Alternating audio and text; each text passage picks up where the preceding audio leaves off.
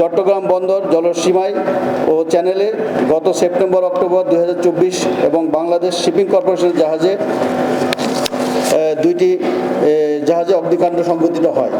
চট্টগ্রাম বন্দরের ঊর্ধ্বতন কর্মকর্তাদের তড়িৎ পদক্ষেপে ট্রাক কান্ডারি ও অন্যান্য সংস্থার জাহাজের সহায়তায় আগুন দ্রুত নিয়ন্ত্রণে আনা হয়। এতে করে ক্ষয়ক্ষতির পরিমাণ সংক্ষিপ্ত করা সম্ভব হয়েছে। এছাড়া দ্রুততার সাথে অগ্নি নির্বাপনে এগিয়ে আসার ফলে চ্যানেলে সম্ভাব্য প্রতিবন্ধকতা নিরসন করা সম্ভব হয়েছে।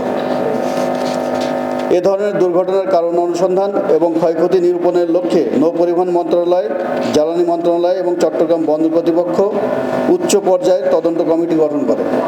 উল্লেখিত ঘটনাসমূহের কারণ হিসাবে অপারেশনাল ফেইলিওর এবং সেফটি ম্যানেজমেন্ট ফেইলিওর বিশেষভাবে উঠে এসেছে। কমিটি কর্তৃক দুর্ঘটনার কার্যক্রম পরিচালনা এবং প্রদত্ত সুপারিশ মোতাবেক চট্টগ্রাম বন্দরের সার্বিক নিরাপত্তা ও এ ধরনের অগ্নি দুর্ঘটনা পুনরাবৃত্তি রোধে প্রয়োজনীয় পদক্ষেপ গ্রহণ করা হচ্ছে।